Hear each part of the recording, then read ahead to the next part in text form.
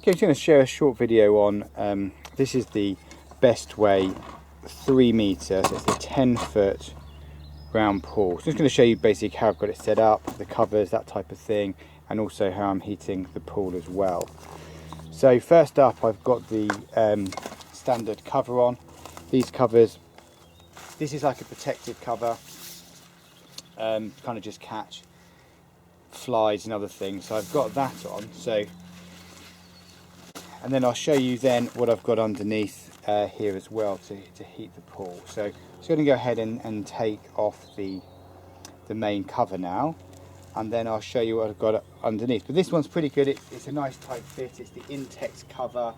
It fits pretty well, to be honest, around the sides, and it keeps it kind of really pretty well protected. So that's the cover.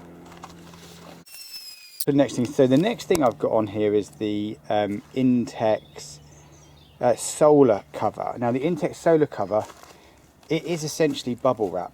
So this is it's a blue material. It's about £15. And it's literally bubble wrap. Whether you could just use normal bubble wrap, I suspect you can. I bought the Intex one only because it was cut to size. And this just lays on top of the pool, as you can see. In terms of sort of taking this off, you can just obviously take it off. This is a bit short, but I've just got a piece of poly pipe that I use just to roll it to make it a bit easier. So when you're doing this, if you pick it up, it just essentially a storage thing. But actually, once it gets going,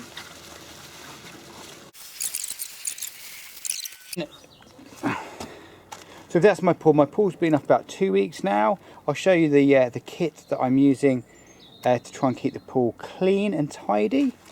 So let me show you the pool cleaning system at the moment. So obviously with the pool you get the small pump. So this is the pump that you get. So it's the filter pump. Obviously you'll all know how that one's going to be working. Then what I've got next to mine is the Lazy Spa heater matrix. So I'm using the Lazy Spa to heat up my pool. So basically I come from the outlet into my pump, which is my filter.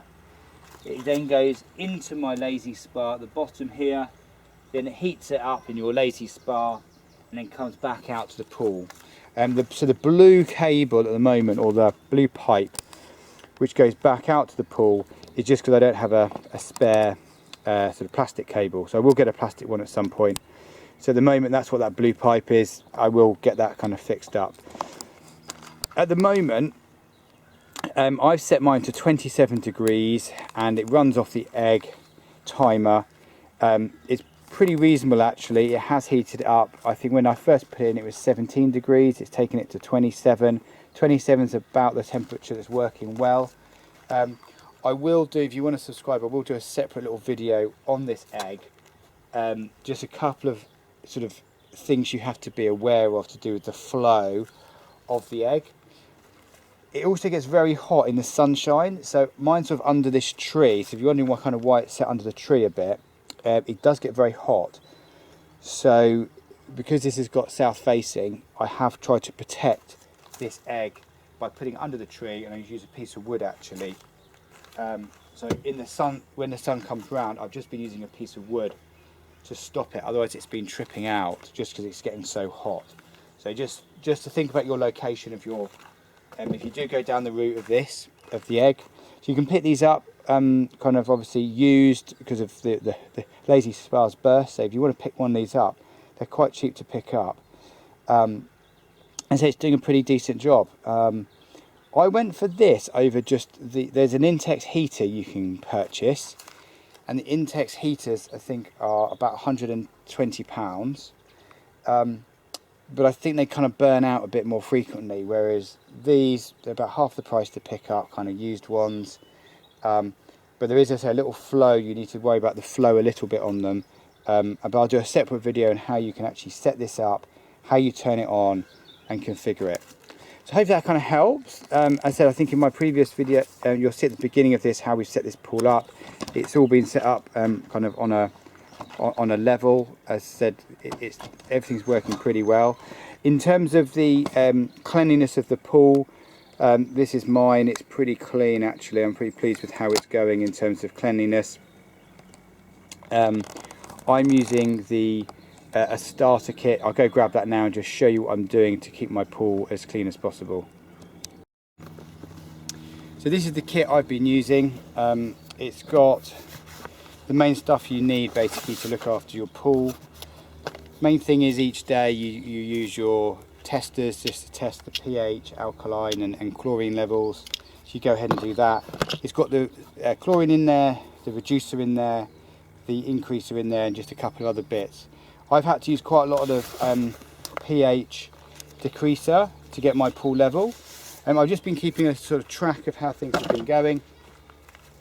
Roughly speaking, I've had to use about 400 grams of the pH reducer to get my water down. Each area will vary.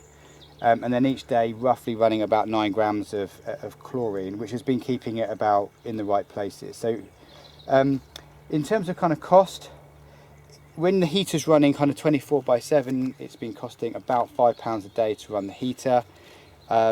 When I don't need it, I'll turn the heater off and just run it off the pump, and then you don't have any kind of costs from it. So I'd say probably about £5 a day if you're running it at full capacity to get it up. But it did take my pool up from 17 degrees. Roughly speaking, it added about 4 degrees a day when it was running. So it got it up to 29, and I've brought it back down now actually to 27 degrees. So I'd say if you're running your heater, you need it on probably 4 days to get it right up to your temperature. The last 4 or 5 days, I've just been maintaining it by running it for actually about 12 hours. And then actually yesterday it was off all day. Today it's off at the moment because the pool's up to temperature, although the air temperature is pretty reasonable at the moment. So anyway, that'll give you an idea. Hope that helps in terms of how you go about setting it up.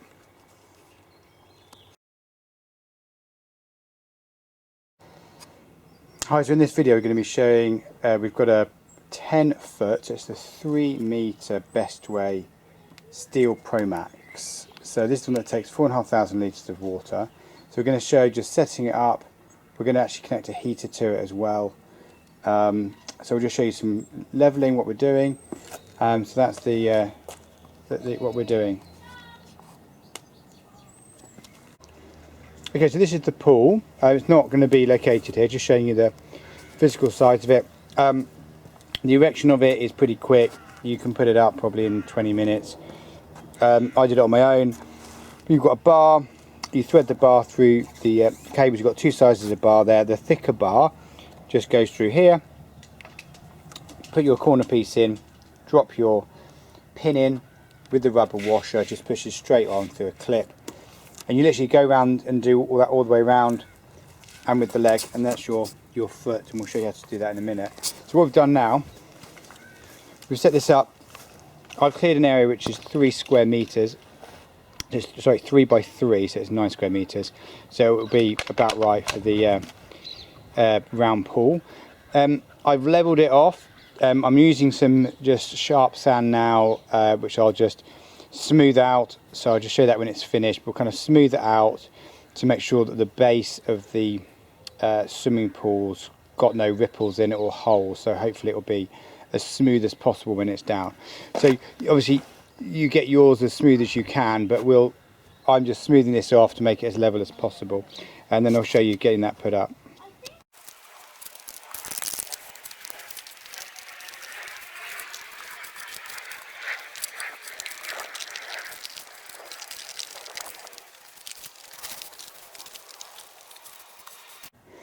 Once you've kind of leveled it all out, you can get a piece of wood.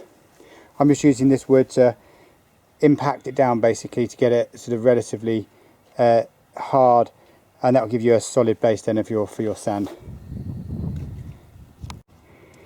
Okay, so this is now all leveled out and compacted. The next thing we're going to do now is just put actually a DPM down so we don't get any kind of weeds and stuff coming through and things from the bottom. So it will be completely waterproof, that particular one. So I'll lay that out, and then that's ready then obviously for the pool then to sit straight on top of the DPM.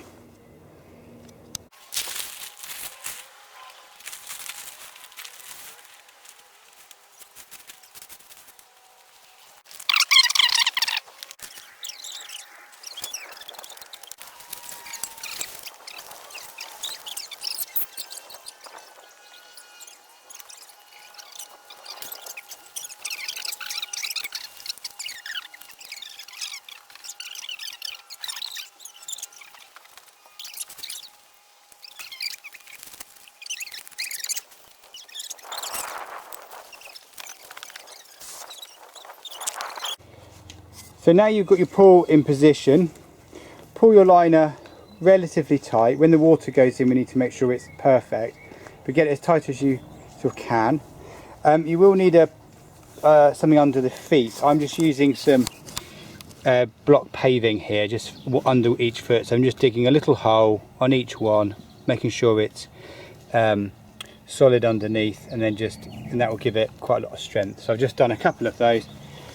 So I'll go around now and just do the remaining ones. You've got to make sure these are vertical when you start to fill it with water. But otherwise, that's the setup now. We're going to go around and finish off those ones, and then the pool will be ready to start filling with water. So quick to kind of, as you fill the pool, you want to make sure this liner remains tight. So just keep going around the edge like this, and just make sure if you see any sort of crinks in anything, just give it a pull to the side like this as it fills up. So try not to get to more than probably an inch or so before you stop. Make sure it's nice and tight. Mine's looking pretty flat actually all the way around already, but what I'll do is I'm going to get probably 2 or 3 inches in, pull it tight to the side, and make sure I've got no creases in the middle of the pond or swimming pool. Yeah, and once that's done, it will then just be a case of letting it fill up. So we'll come back in a bit and make sure it's all filling okay.